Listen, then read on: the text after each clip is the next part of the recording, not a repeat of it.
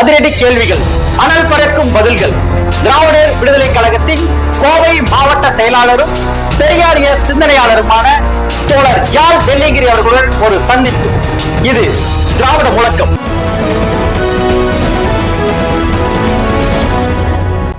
தோழர்கள் அனைவருக்கும் வணக்கம்.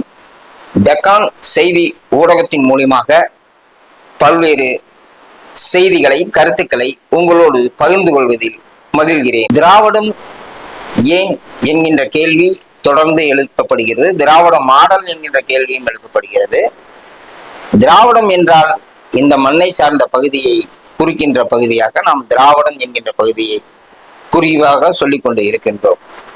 ஏன் என்று சொன்னால், இன்றைக்கு தமிழ் தேசியம் என்கின்ற போர்வையில் பல பேர் திராவிடம் என்றால் ஆந்திரா, கேரளா, கர்நாடகா எல்லாம் உள்ளடக்கியதுதானே திராவிடம் என்று சொல்லிக் கொண்டு இருக்கிறார்கள். பெரியார் சொன்னது என்பதும், பெரியாருக்கு முன்னால் சொன்னவர்கள் என்பதும், திராவிடம் என்பது இந்த மண்ணிலே நமக்கு பெயர் தான் திராவிடம், இந்த மண்ணுக்கும் மக்களுக்குமான பெயர் தான் திராவிடம். அப்படி இல்லை, இவர்களை நாம் தமிழர்கள் என்று சொல்லிக் கொண்டாலும் கூட இங்கே மந்தேரிகளாக இருக்கக்கூடிய பார்ப்பனர்கள் தங்களையும் தமிழர்கள் என்று சொல்லிக்கொள்ள ஏகப்பட்ட காரணங்களும், அவர்கள் நம்மோடு கலந்து மேலும் நம்மை அடிமைப்படுத்துவதற்கான வாய்ப்புகளும் இருக்கிறது. ஏன் திராவிடம் என்று சொன்னால், நாம் திராவிட மொழி மக்கள், திராவிடத்தை நாம் தூக்கி பிடித்துக் கொண்டு திராவிட மக்களுக்கான கலாச்சாரத்தையும் நம்முடைய பண்பாட்டையும் காக்க வேண்டும். ஆனால் ஆரியர்கள் இங்கே வருகைக்கு பின்னால் இங்கே இருக்கக்கூடிய மக்களை எல்லாம் வர்ண பேதங்கள், வர்ணாசிர தர்மம் என்கின்ற ஒரு கோட்பாட்டை இங்கே புகுத்தி கொண்டு அவர்களுடைய கடவுளின் பெயர்களை எல்லாம் நம்முடைய கடவுள்களாக்கி நம்மையே அடிமைப்படுத்தக்கூடிய, அதாவது வர்ணாசிர தர்மம் என்றால் பிரம்மாவின் நெத்தியிலே பிறந்தவன் பிராமணன், தோளிலே பிறந்தவன் சத்திரியன், தொடையிலே பிறந்தவன் வைசியன், காலிலே பிறந்தவன் சூத்திரன் என்கின்ற அடிப்படையில் நம்ம எல்லாம் சூத்திர மக்கள் என்று சொன்னால், பாப்பானவர்களுடைய தாசி புத்திரர்கள், வேசி மக்கள் என்று தொடர்ந்து சொல்லிக் கொண்டிருக்கிறார்கள். இன்றைக்கு வரைக்கும் அதை பயன்படுத்தி கொண்டிருக்கிறார்கள். ஆனால் திராவிடர்கள் என்கின்ற காரணத்தினால் அதை நாம் புறக்கணிக்க வேண்டும். புறக்கணிப்பதற்காகவே இந்த திராவிட மாடல் ஆட்சியையும் திராவிடத்தையும் நாம் காக்க வேண்டிய ஒரு பொறுப்பிலே இருந்து கொண்டிருக்கிறோம். ஆனால் அவர்கள் பல்வேறு சூழ்ச்சிகளை வைத்துக் கொண்டு, இந்த மத கோட்பாட்டை வைத்துக் கொண்டு, இந்த மதத்தின் பெயரால், கடவுளின் பெயரால் நம்ம எல்லாம் தமிழர்கள் என்று சொல்லக்கூடிய பல்வேறு அடிமைகளையும் வைத்துக் கொண்டு நம்மை இந்த திராவிடத்தன்மையை தேவையில்லை, திராவிடர்களால் தான் நாம் வீழ்ந்தோம் என்று சொல்லிக் கொண்டிருக்கிறார்கள். இங்கே நமக்கு முன்னால் போராடிய நீதி கட்சி தலைவர்களிலே இருந்து, திராவிட இயக்க தலைவர்களிலே இருந்து நம்மை வழிநடத்தி நம்முடைய கல்விக்கும், நம்முடைய பொருளாதார மேம்பாட்டுக்கும், நம்முடைய வளர்ச்சிக்கும் இந்த திராவிட இயக்கங்கள் தான் பாடுபட்டு இருக்கிறது, போராடி கொண்டு இருக்கிறது.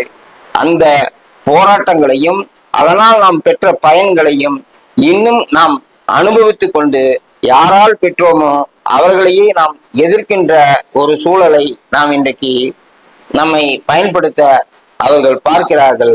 இதை முற்றிலும் புறந்தள்ளி நாம் திராவிடர்கள் என்பதை நிலைநாட்டுவோம், நிலைநிறுத்துவோம், இந்த திராவிட மாடல் ஆட்சிக்கு துணை நிற்போம் என்று நான் கூறுகிறேன்.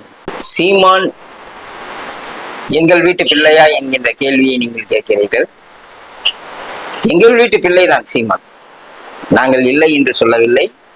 சீமானை வளர்த்து விட்டவர்களும் நாங்கள் தான்.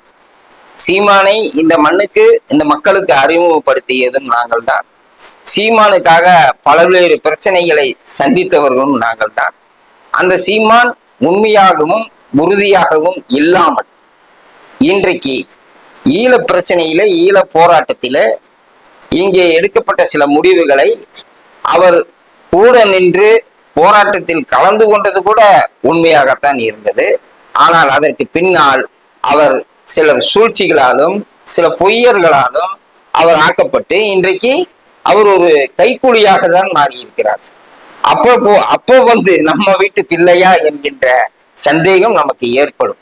அவர் இன்றைக்கு செயல்படுகின்ற செயல்பாடு அனைத்தும் முட்டாள்தனமாக, அதாவது இங்கே மதவாத சக்திகள் உருவாவதற்கு அவர்கள் செய்கின்ற நடவடிக்கைகளுக்கெல்லாம் துணை போகின்ற விதமாக இந்த மக்களுக்கான ஆட்சியை, இந்த மக்களுக்கான செயல் திட்டங்களை அத்தனையும் அவர் எதிர்க்கிறார்.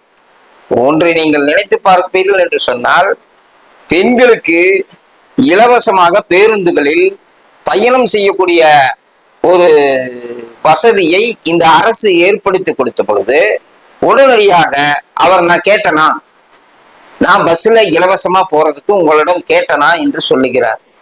அடுத்ததாக தமிழகத்தினுடைய முதல்வர் அவர்கள் மாதம் 1000 ரூபாய் பெண்களுக்கான உரிமை தொகை கொடுப்பேன் என்று சொன்னவுடன் நீ எதற்காக கேட்கிறாய்? நீ 60 லட்சம் ரூபாய் கார்ல போகிற, நீ பேருந்துல பயணம் பண்ணினது இல்ல, விவசாயிகளுக்காக நான் தான் போராடுறேன், விவசாயிகளுக்கான அத்தனை சின்னம் எனக்குத்தான் வேணும் அப்படின்னு சொல்ற, என்ன செய்திருக்கிறாய் இந்த தமிழக மக்களுக்கு? கலைஞர் அவர்கள் விவசாயிகளுக்கு இலவச மின்சாரம் கொடுத்திருக்கிறார். விவசாயிகளுடைய கடனை முழுமையாக தள்ளுபடி செய்திருக்கிறார். விவசாயிகளுக்கான மானியங்கள் நிறைய செய்திருக்கிறார். ஆனால் இந்த திட்டங்கள், அவங்களுடைய பயன் அடைந்த அத்தனை திட்டங்களுக்கும் செய்தவர் கலைஞர். இவர் இதுவரைக்கும் விவசாயிகளுக்கு எந்த விதமான சம்பந்தம் இல்லை. இவரால் என்ன செய்ய முடியும்?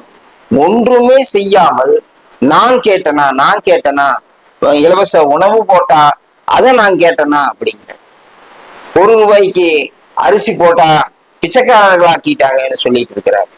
இன்றைக்கு இந்தியா முழுவதும் இருக்கக்கூடிய மாநிலங்களிலேயே தமிழகத்துலதான் முதல்ல ரேஷன் கார்டுன்னு ஒண்ணு கொண்டு வந்து, அந்த ரேஷன் கார்டு மூலியமாக இங்க இருக்கக்கூடிய அனைத்து ஒடுக்கப்பட்ட அடக்கப்பட்ட மக்களுக்கும் அந்த ரேஷன் கார்டுகளை கொண்டு போய் கொடுத்து குறைந்த விலையில உணவுப் பொருட்களை வழங்கி, இன்றைக்கு மாதந்தோறும் 20 கிலோ 15 கிலோ அரிசியை கொடுத்து அந்த பாமர மக்கள் எல்லாம் அதை வாங்கி சாப்பிடுகின்ற ஒரு சூழலை இந்தியாவில் யாருமே செய்யல. தமிழகம் மட்டும்தான் செஞ்சது. இந்தியாவுல தமிழ்நாடு ரேஷன் கார்டு கொடுத்ததுக்கு பின்னாலதான் இன்றைக்கு இந்தியா முழுவதும் அந்த ரேஷன் கார்டை கொடுக்கக்கூடிய ஒரு சூழல் வந்திருக்கிறது. இன்னும் வெகு மாநிலங்கள்ல அந்த திட்டமே இல்லை.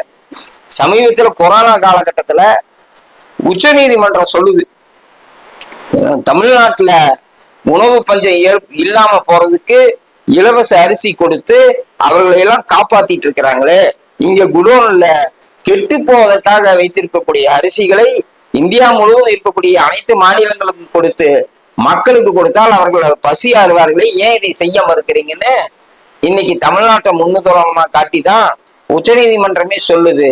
ஆனா இதுவரைக்கும் எந்த செயலும் செய்யாமல், எப்படி உனக்கு இவ்வளவு வருவாய் வருகிறது, எப்படி உனக்கு இவ்வளவு வசதியாக வாழ்கிறாய் என்பதை கூட தெரியாம திமுக அரசை குற்றம் சாட்டி அதை இங்க இருக்கக்கூடிய மதவாத சக்திகளுக்கு துணை போகி கொண்டிருக்கிறவர் தான் எங்க வீட்டு பிள்ளை சீமான்.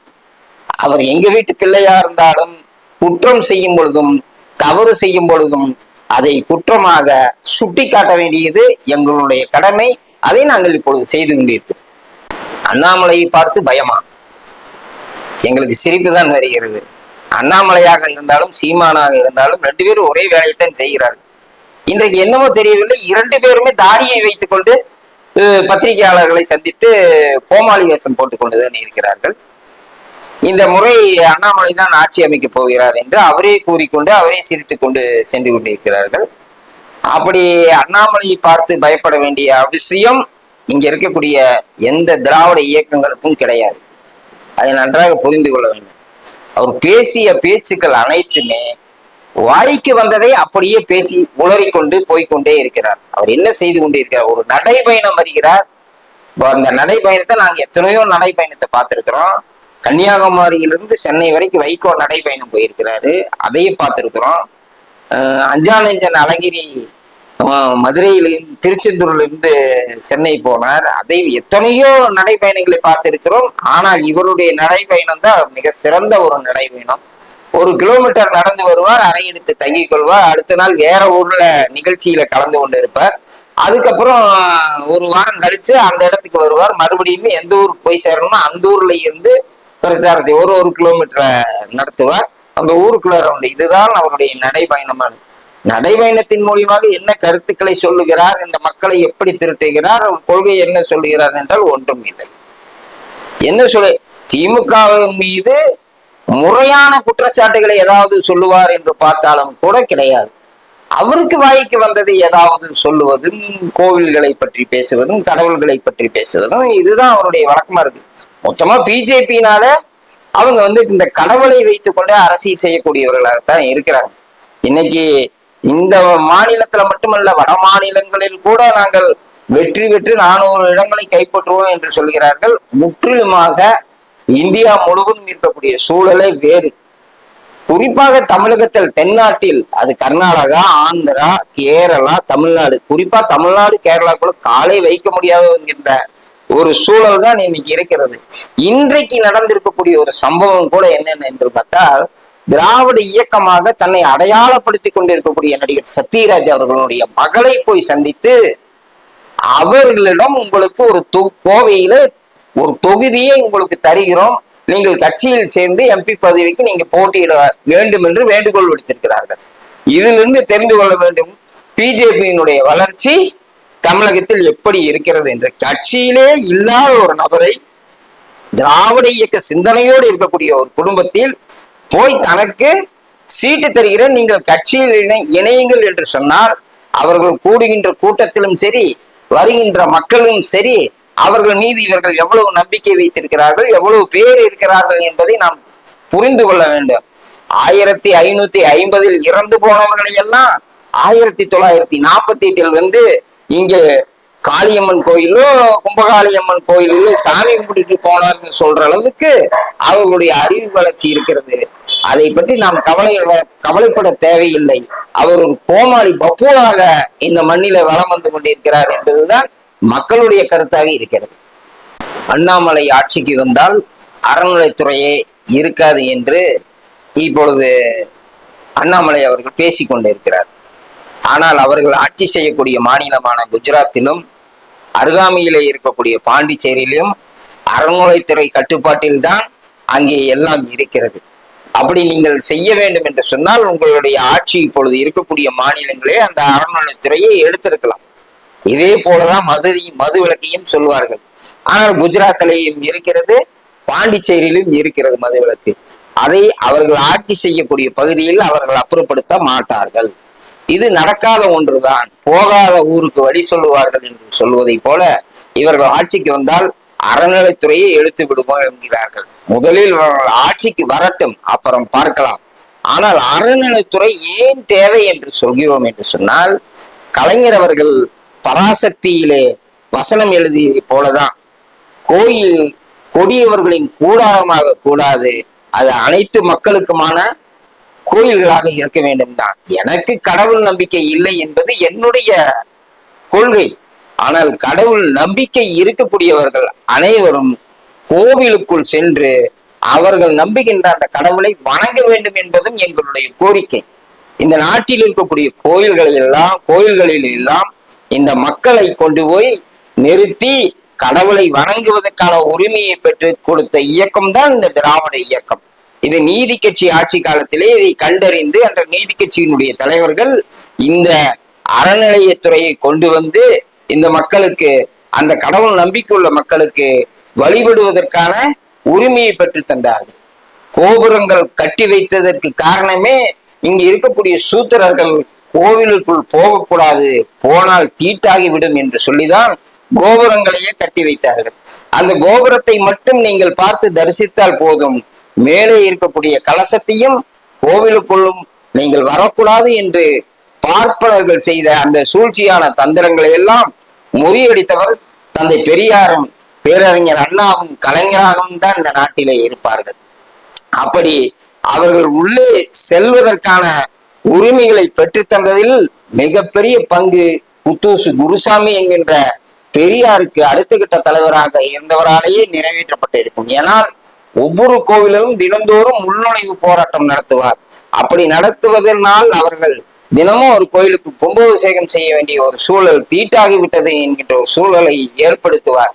அதனால் கோவிலுக்குள் ஒரு கருவறையை கட்டி வைத்துக் கொண்டு இதற்குள் நீங்க வர வேண்டாம், கோயிலுக்குள் வரலாம் என்று நம்ம எல்லாம் அந்த கோயிலுக்குள் நம் மக்களை எல்லாம் அனுமதித்தார்கள். அதன் மூலமாக தான் அதனுடைய பயனை நம் மக்கள் அனுபவித்தார்கள். பெரியார் சொல்லும் பொழுது கடவுள் இல்லை என்பது என்னுடைய கொள்கை, ஆனால் என்னுடைய தாய்க்கும் மனைவிக்கும் எங்களுடைய தங்கைமார்களுக்கும் இந்த நாட்டில் இருக்கக்கூடிய பெரும்பான்மை மக்களுக்கும் கடவுள் நம்பிக்கை இருக்கிறது. அவர்களுக்கான வழிபாட்டு உரிமையை பெற்று பெறுவதுதான் இந்த திராவிட இயக்கத்தின் கொள்கை, என்னுடைய கொள்கை என்று இறுதி வரை போராடினார். அம்மையார் ஜெயலலிதா அவர்கள் ஆட்சியிலே இருக்கும் பொழுது இந்த அறநிலைத்துறையை எடுக்க வேண்டும் என்று சொல்லி பத்திரிகையாளர் சோ மூலியமாக ஜெயலலிதாவுக்கு தூது அனுப்பினார்கள். அப்படி தூது அனுப்பிய பொழுது ஜெயலலிதா அவர்களும் இந்த கோயில்கள் உள்ள எல்லாம் அறநிலைத்துறையை எடுத்து அதை தனியாருக்கு இவர்களுக்கு கொடுக்க வேண்டும் என்று சொன்ன பொழுது அதை யாரிடம் கொடுப்பது? அறநிலைத்துறை இருக்கும் வரை அரசாங்கம் அந்த கோவில்களை எல்லாம் பராமரிக்கும், பார்த்து கொள்ளும், எல்லா வேலைக்கும் ஆட்களை போடும், அவர்களுக்குரிய பாதுகாப்புகளை ஏற்பாடு கொடுக்கும், எல்லாம் செய்து கொடுப்பார்கள். ஆனால் அறநிலைத்துறை இல்லை என்று சொன்னால் அதையெல்லாம் யார் செய்வார்கள் என்கின்ற ஒரு கேள்வியை எழுப்பியதோடு ஜெயலலிதா அவர்கள் அதுக்கு ஒற்றுக்கொண்டார்கள். சரி, அறநிலைத்துறையை எப்படி முஸ்லிம்களுக்கு தனியாக ஒரு இது இருக்கிறதோ அதை போல செய்யலாம் என்று சொன்ன பொழுது அதிகாரிகளிடம் அதை ஆலோசனை செய்த பொழுது ஜெயலலிதா அவர்கள் தெரிந்து கொண்டார்கள். இந்த திராவிட இயக்க ஆட்சி வருவதற்கு முன்னால், இந்த நீதி கட்சி ஆட்சி வருவதற்கு முன்னால் இந்த கோயில்கள்லாம் எப்படி இருந்தது என்று சொன்னால் உள்ளே இந்த மக்களையே அனுமதிக்க மாட்டார்கள், தூரம் நிறுத்துவார்கள், சூத்திரன் என்றுதான் சொல்லுவார்கள். இப்படியெல்லாம் இவர்கள் செய்த காரணத்தினால்தான் அந்த திராவிட இயக்கத்தினுடைய போராட்டம், அவர் சொல்லுகின்ற நியாயம் இந்த மக்களுக்கு புரிந்து இங்கே திராவிட இயக்க ஆட்சி தோன்றியது. நாம் மீண்டும் இந்த கோவில்களை பார்ப்பனர்களிடம் கொடுத்தால் மீண்டும் அந்த நிலைக்கு நம்மை கொண்டு வந்து விடுவார்கள் என்று மக்கள் சிந்தித்தால் நாம் இந்த ஆட்சி கட்டளையில இருந்து தூக்கி எறியப்படுவோம் என்று அவர்களுக்கு அம்மையார் ஜெயலலிதா அவர்களுக்கு அறிவுறுத்திய பொழுது அதற்கு முன்னால் இருந்த கோவில்களை எல்லாம் வீடியோ படங்கள் மூலியமாக அதிகாரிகள் ஜெயலலிதாவுக்கு போட்டு காட்டியதற்கு பின்னால் அவர்கள் அதை இந்த திட்டத்தை மாற்றிக்கொண்டு சோவை சந்திப்பதையே புறக்கணித்து விட்டார். அப்படி புறக்கணித்ததோடு இல்லாமல் அந்த திட்டத்திற்கு மாற்று திட்டமாக ஏதாவது ஒன்று செய்ய வேண்டும் என்று சொல்லி கோவிலிலே ஒரு குறிப்பிட்ட அளவுக்கு தினம் 50 பேர் 100 பேர்த்துக்கு அன்னதானம் போடுவது என்கின்ற ஒரு திட்டத்தை அறிமுகப்படுத்தி இந்த திட்டங்களை அறநிலைத்துறையை தனியாருக்கு கொடுக்கிறேன் என்று சொல்லுகின்ற அந்த திட்டத்தை அடியோடு புறக்கணித்தார் ஒரு பார்ப்பன பெண் என்கின்ற பொழுது திராவிட இயக்கம் எப்படி அதை ஏற்றுக்கொள்ளும்? திராவிட இயக்கம், திராவிட ஆட்சி இருக்கும் வரை அறநிலைத்துறை அரசுடைய கட்டுப்பாட்டில் தான் இருக்க வேண்டும். அதுதான் கோவிலுக்கும் பாதுகாப்பு, கோவிலுக்கு சென்று வருகின்ற மக்களுக்கும் பாதுகாப்பு என்று நான் தெரிவிக்கிறேன். மோடி அலையா தமிழகத்தில் திண்டுக்கல்லில், பல்லடத்தில், திருநெல்வேலியில எங்கே அலை? நீங்க தான் சொல்லிட்டு இருக்கிறீங்க அலைன்னு. அவருடைய மாநிலமாக கருதி கொண்டிருக்கக்கூடிய உத்தரப்பிரதேசத்திலேயே அவருக்கு அலை ஓய்ந்து விட்டது. அவருடைய பொய்களும் பித்தலாட்டங்களும் முடிந்து விட்டது. இப்பொழுது தமிழ்நாட்டில் சுற்றி கொண்டிருக்கக்கூடிய மோடி ஒருவேளை தூத்துக்குடியிலே பெருவெள்ளம் வந்த பொழுது வந்திருந்தாலும் கூட, இல்லை சென்னையிலே பெரும் வெள்ளம் வந்த போது மக்களை வந்து சந்தித்தாலும் கூட ஒரு அலை வந்திருக்க வாய்ப்புகள் வந்திருக்கும். ஆனால் ஒரு பைசா கூட தரமாட்டேன், அந்த பெரும் வெள்ளத்தை பேரிடராக கூட அறிவிக்க மாட்டேன் என்று சொல்லி அதை புறக்கணித்து இன்றைக்கு வரை அதற்கு சமாளித்து பதில் சொல்லி கொண்டிருக்கிறார்களே தவிர, இல்லை பதில் சொல்லாமலேயே போய்கொண்டிருக்கிறார்களே தவிர அவர்களுக்கு எந்த அலையும் தமிழ்நாட்டில் கிடையாது. அலையை உருவாக்குவது போல ஒரு நடவடிக்கையை இங்கு ஒரு காட்சியை காட்டிக் கொண்டிருக்கிறார்களே தவிர வேற ஒன்றும் கிடையாது. நிச்சயமாக போன முறை வாங்கிய வாக்குகள் கூட இந்த முறை அவர்கள் வாங்குவதற்கான வாய்ப்பு இல்லை. அது தமிழகத்தில் மட்டுமல்ல, இந்தியா முழுவதும் அதுதான் இன்றைக்கு நிலை. முதல்ல எப்படி காங்கிரசுக்கு வடக்கே செல்வாக்கு வரும் பொழுது தெற்கே தோற்று விடுவார்கள், தெற்கே செல்வாக்கு வந்து வடக்கிலே தோற்று விடுவார்கள். அதை போல இன்றைக்கு வடக்கிலும் தெற்கிலும் மோடி அலை என்பது வீண் பேச்சு. நிச்சயமாக வருகின்ற தேர்தலிலே அவர்கள் வீட்டுக்கு அனுப்பி வைக்கப்படுவது உறுதி. அதை தெரிந்து கொண்டுதான் தமிழகத்தில் இந்த தென் மாநிலத்தில் சுற்றி கொண்டிருக்கிறார் மோடி. எந்த அலையும் இங்கே அவருக்கு கிடையாது என்பதை நீங்கள் உறுதி செய்து கொள்ளுங்கள். மோடிக்கு அலை இல்லை என்று சொன்னால் தமிழகத்தினுடைய முதல்வருக்கு அலை இல்லையோ என்கின்ற கேள்வியை நீங்கள் இங்கே கேட்கிறீர்கள். ஸ்டாலினுடைய அலை நாடு முழுவதும் பரவலாக வீசிக்கொண்டிருக்கிறது. அதை பற்றி நீங்கள் தெரிந்து கொள்ளவில்லை என்றுதான் நான் கவலைப்படுகிறேன்.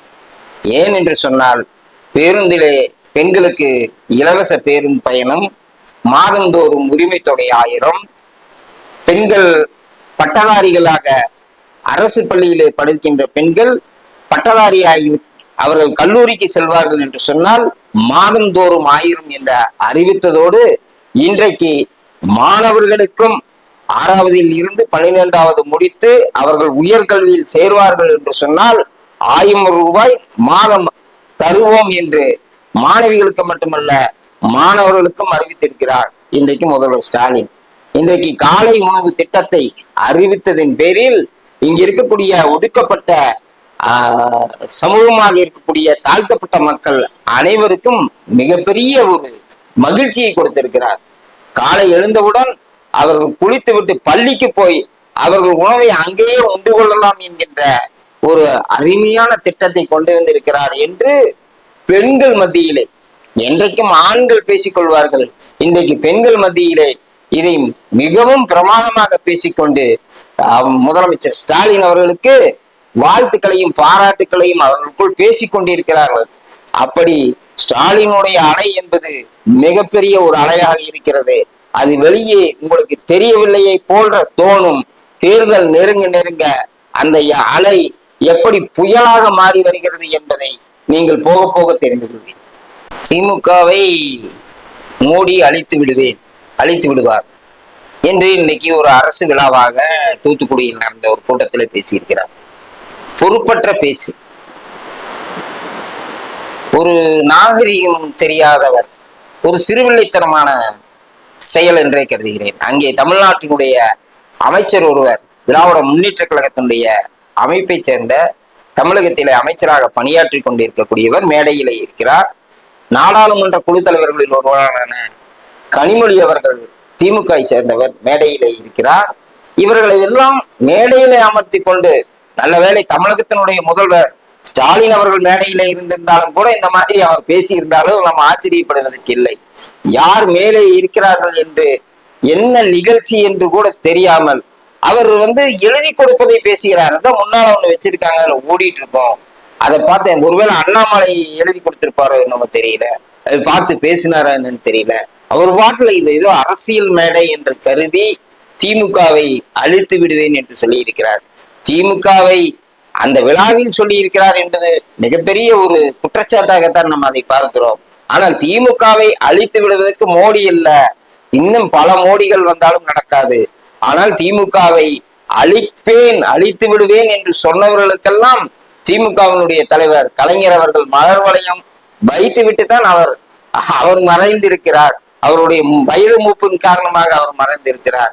அதனால் திமுகவை அழிப்பதற்கு மோடி மட்டுமல்ல, பாரதிய ஜனதா கட்சியில பிறந்த எவனாலும் முடியாது என்பதை இந்த நேரத்தில் சொல்லிக்கிறேன்.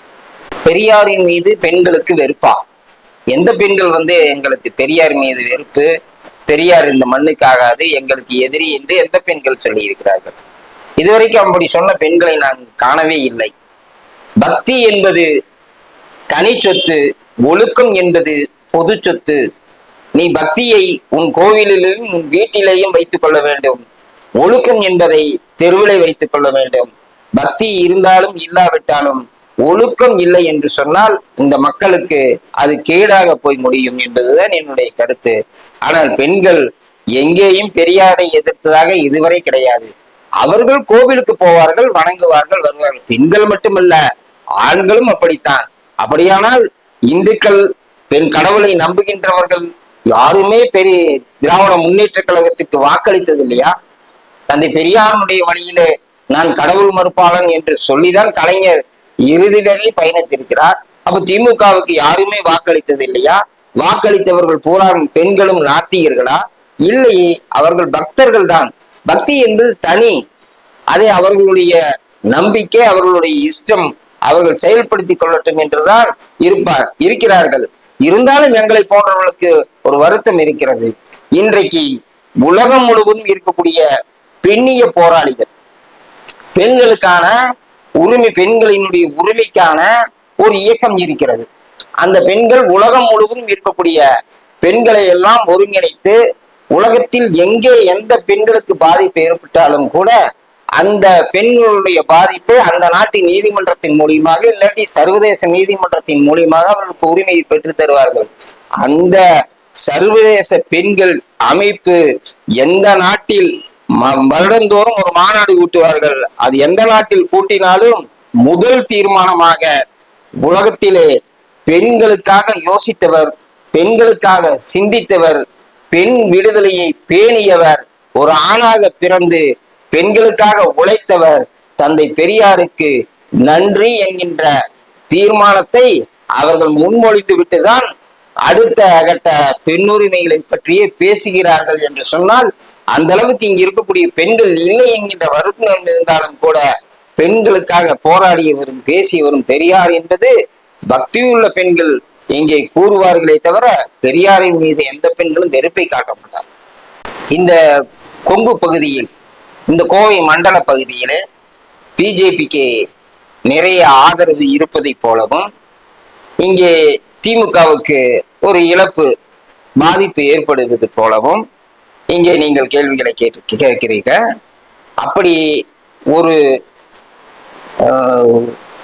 ஒரு பிம்பத்தை தான் நீங்கள் ஏற்படுத்துகின்றீர்கள். அப்படி எந்த விதமான இதுவும் கிடையாது. அப்படி இருந்தாலும் கூட நீங்கள் சொல்லுவது பொய்யில்லை என்கின்ற முறையில சிலர் அந்த மாதிரியான கொங்கு பகுதியிலே இந்த பாரதிய ஜனதா கட்சிக்கு ஆதரவாக அவர்கள் செயல்பட்டு கொண்டிருந்தாலும் அவர்கள் சிந்தனைகளாக நான் சிலவற்றை உங்களிடையே பகிர்ந்து கொள்ள விரும்புகிறேன். ஏன் என்று சொன்னால், இந்த நாட்டிலே தமிழகத்திலே பிரிட்டிஷ்காரனுடைய ஆட்சி காலகட்டத்திலேயே பிற்படுத்தப்பட்டவர்களுக்கு இடஒதுக்கீடு வழங்க வேண்டும் என்று, தாழ்த்தப்பட்டவர்களுக்கும் இடஒதுக்கீடு வழங்க வேண்டும் வழங்கி வந்தது நீதி கட்சி ஆட்சியிலே தான். அந்த நீதி கட்சி ஆட்சியிலே வழங்கப்பட்ட அந்த இடஒதுக்கீடு என்பது இங்கே தாழ்த்தி வைக்கப்பட்டிருக்கக்கூடிய மக்களையும் பின்னோக்கி பிற்படுத்தப்பட்ட மக்களையும் முன்னேற்ற வேண்டும் என்கிறதற்காக அவர்கள் கொண்டு வந்த திட்டம் தான் அந்த திட்டம். இதை தந்தை பெரியார் அவர்கள் தொடர்ந்து பேசி வந்திருப்பார். காங்கிரஸ் கட்சியினுடைய தலைவராக இருந்த பெரியார் அவர்கள் காங்கிரசிலே இருந்து வெளியே வருவதற்கு கூட இந்த வகுப்பு வாரி பிரதிநிதித்துவம், இடஒதுக்கீடு, ஒவ்வொரு வகுப்பாருக்கும் இடத்தை பங்கிட்டு கொடுத்து அனைவரையும் மேலே கொண்டு வர வேண்டும் என்று சொல்வதற்காகத்தான் காங்கிரஸ் கட்சியினுடைய தலைவர் பதவியில் இருந்தே அவர் தூக்கி எறிந்து விட்டு வெளியே வருவார். அப்படி வந்து தமிழகத்தில இந்தியா விடுதலை அடைந்த பிறகு இங்கே இருக்கக்கூடிய பார்ப்பனர்கள் எல்லாம் சேர்ந்து இந்தியா முழுவதும் இருக்கக்கூடிய மக்கள், இந்துக்கள் தான் இங்கே இடஒதுக்கீடு என்கின்ற ஒன்றை கொண்டு வரக்கூடாது என்று சொல்லி, அதோடு அவர்கள் வெள்ளையர்கள் வெளியேறியதற்கு பின்னால் ஒட்டுமொத்த இடஒதுக்கீட்டையும் புறக்கணித்தார்கள். அதை எடுத்து விட்டார்கள். அந்த திட்டத்தையே அவர்கள் எடுத்து விட்டார்கள். தமிழகத்தில் மட்டும்தான் இந்த இடஒதுக்கீடு இருந்ததே தவிர இந்தியாவில் வேறு எந்த மாநிலத்திலும் இந்த சிந்தனையே கிடையாது. அப்ப தமிழகத்தில் எடுக்க வேண்டும் என்பதற்காகத்தான் அவர்கள் இந்த திட்டத்தையே எடுத்தார்கள். அதற்கு பின்னால் கடுமையாக போராடி நாங்கள் வெள்ளைக்காரர்கள் ஆட்சி காலத்திலேயே இந்த திட்டம் இருந்தது, அந்த திட்டத்தை கொண்டு வர வேண்டும் என்று சொல்லி மீண்டும் இந்த திட்டத்தை கொண்டு வந்தார்கள். அந்த திட்டம் படிப்படியாக இடஒதுக்கீட்டினுடைய வளர்ச்சியை கொண்டு வந்தது. இந்த திட்டத்தினுடைய வளர்ச்சியிலே பெரும்பகுதி நம் மக்கள் எல்லாரும் படித்தார்கள், பட்டதாரி ஆனார்கள், மருத்துவர் ஆனார்கள், இன்ஜின் பொறியாளர்கள் ஆனார்கள். இப்படியெல்லாம் இருப்பதை அவர்களால் தாங்கிக் கொள்ளவே முடியவில்லை. ஆனால் வாராத வந்த மாமணி போல விபி சிங் அவர்கள் பிரதமராக பொழுது அந்த விபி சிங் அவர்கள் தமிழகத்திலே வைத்த கோரிக்கை, மாநிலத்திலே வழங்கி கொண்டிருக்கக்கூடிய இடஒதுக்கீட்டை போல மத்தியிலே இருக்கக்கூடிய அரசு பணிகளிலும் இடஒதுக்கீடு தேவை என்று கலைஞர் அவர்கள், திராவிட முன்னேற்ற கழகம் போராடி கொண்டிருந்ததை அவர் உணர்ந்தார். அந்த போராட்டம் தமிழகத்துக்கு மட்டுமல்ல இந்தியா முழுவதும் கொண்டு வர வேண்டும் என்று விபி சிங் விரும்பினார். இந்திய பாராளுமன்றத்திலே முதலில் தந்தை பெரியாருடைய பெயரை உச்சரித்து, புரட்சியாளர் அம்பேத்கருடைய பெயரை உச்சரித்து, இவர்களுடைய கனவு நினைவாகிறது என்று சொல்லி அங்கே மத்திய அரசு பணிகளில் 50% இடஒதுக்கீடு கொடுக்க வேண்டும் என்கின்ற அடிப்படை இருந்தாலும் கூட தற்சமயம் 27% இடஒதுக்கீட்டை இப்பொழுது அளிப்பதற்கு நான் முடிவு செய்கிறேன், உறுதி செய்கிறேன் என்று விபி சிங் அறிவித்தார். இது எந்த அடிப்படையில் அறிவித்தார் என்று சொன்னால், இடஒதுக்கீடு இந்த நாட்டில் தேவையா இல்லையா என்கின்ற ஒரு விவாதம் வந்த பொழுது மண்டல் அவர்களை அழைத்து, மண்டலனுடைய குழுவினுடைய தலைமையிலே இந்தியா முழுவதும் சுற்றுப்பயணம் செய்து இந்த நாட்டில் இருக்கக்கூடிய மக்களுக்கு இடஒதுக்கீடு தேவையா இல்லையா என்பதை ஆய்வு செய்து சப்மிட் பாராளுமன்றத்தில் உங்கள் அறிக்கையை தாக்கல் செய்யுங்கள் என்று சொன்ன பொழுது அந்த குழு இந்தியா முழுவதும் சுற்றுப்பயணம் செய்தது. அப்படி சுற்றுப்பயணம் செய்த அந்த குழுவுக்கு பெரும் அதிர்ச்சியாக இருந்தது என்றுதான் அந்த குழு சொல்லி இருக்கும். ஏன் என்று சொன்னால், இந்தியா முழுவதும் சுற்றுப்பயணம் செய்த பொழுது இந்த மண்ணினுடைய மக்களாக, இந்த மண்ணுக்கு சொந்தக்காரர்களாக இருக்கக்கூடிய மக்கள் கல்வி கற்கவில்லை, அரசினுடைய வேலை வாய்ப்பிலே பங்கேற்கவில்லை. இதை முழுவதுமாக வந்தேரிகளாக இருக்கக்கூடிய பார்ப்பனர்களே ஆக்கிரமித்து அனுபவித்து வந்து கொண்டிருக்கிறார்கள். என்றைக்காவது அந்த மண்ணின் மைந்தர்களுக்கு இந்த உண்மை தெரியும் என்று சொன்னால், அந்த மக்கள் அன்றைக்கு அதே கடுமையான உடல் உழைப்பு தொழிலாளிகளாக பலத்தோடு இருக்கிறார்கள். ஒரே நாளில் இந்த பார்ப்பன சமுதாயத்தை அழித்து ஒழித்து விடுவார்கள். அவர்கள் கோபம் அவ்வளவு, இதெல்லாம் நமக்குரியது, இவர்கள் நம்மிடம் இருந்து இதை கைப்பற்றி விட்டார்கள் என்கின்ற ஒரு கோபம் காட்டுவாசித்தனமாக வரும். அதை போக்க வேண்டும் என்று சொன்னால், இடஒதுக்கீட்டின் மூலியமாக நாம் செய்யக்கூடிய பணிகளிலும் கல்வியிலும் அவர்களை கொண்டு வந்து சேர்த்தால்தான் அவர்கள் நாளைக்கு நம்மை தாக்காமல் இருப்பார்கள், நமக்கு பாதுகாப்பாக இருக்கும், பார்ப்பனர்களுக்கும் இது பாதுகாப்பாக இருக்கும். இதை நிறைவேற்ற வேண்டும் என்று அந்த குழு அந்த அறிக்கையை தாக்கல் செய்யும். அந்த அடிப்படையிலே விபி சிங் நாடாளுமன்றத்திலே சொல்லி இந்த 27% இடஒதுக்கீட்டை அமுல்படுத்திய காரணத்தினால் ராமருக்கு கோயில் கட்ட வேண்டும் என்று சொல்லி அத்வானி அவர்கள் வீட்டுக்கு ஒரு செங்கல்லை தாருங்கள் என்று சொன்னார்.